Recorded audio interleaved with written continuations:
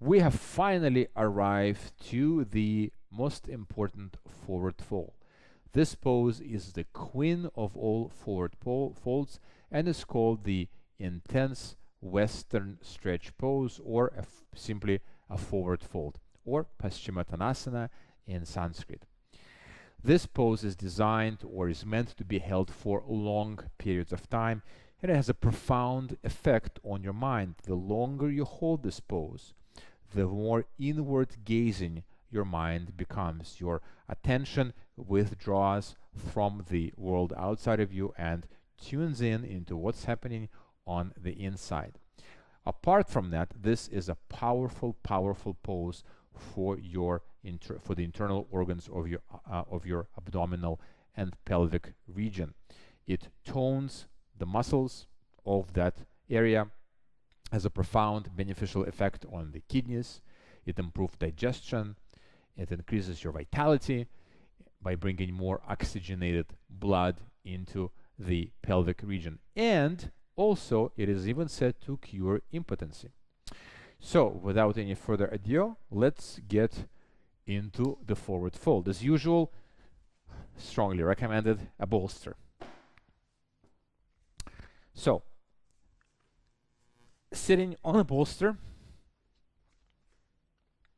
and remember, we want to do this pose after we have done our staff pose, our butterfly pose. We've opened up our hips and we've stretched our hamstrings, and we want to really go into that pose with our warm body. The idea is very simple: flexing through the toes, slight bend in the knees, lengthening through our spine, so keeping our spine straight, hinging at the hips like a door closes and opens on its hinges. Once we've done that, we're going to place the hands on the floor next to the knees and, hinging through the hips, bring the belly button towards our thighs. Once again, a lot of beginners and also intermediate and also advanced students, they curl into a ball and look, I'm doing a forward fold. I can reach my head to my knees. Well, it's cheating, so it doesn't really work like that. What you want to do is really keep a nice straight back. And you can also do that at the expense of bending the knees. So maybe in the beginning, due to some inflexibility in your hamstring and lower back area, maybe this is your forward fold. And that's absolutely perfect because your back is straight.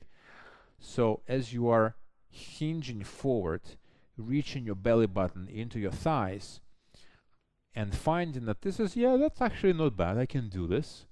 What you can do then is you can start extending the knees, just pushing the feet a little bit away from you, bringing a little bit more stretch into your hamstrings, and eventually following through with the forward fold. Gradually walking your fingers a little bit further and further. And as I said, this pose requires patience. It actually teaches us patience. It takes a while for the muscles of our posterior chain to stretch and release. So you can't just go in and go out. That is a recipe for disaster and an injury. And if you do get an injury, you're out for a couple of weeks, maybe a few days if you're lucky, but definitely a couple of weeks, and your yoga journey is being postponed, maybe even forever. So we don't want to get there, and we want to do it the proper way. So taking the time, releasing into the forward fold, grounding through the sit bones, soft bend in the knees, flexing the toes, drawing the shoulder blades down the back. So you really want to draw them down the back, keeping everything nice and straight. And yes, you are allowed to bring the head down a little bit so you can gaze into the area in between your knees. A good tip here is to also close your eyes. And once again, you can have a little bit of fun by bringing your gaze internally and observing the effects of gravity on your body. Feeling the gravity pull your body closer and closer to the ground as the body naturally folds forward.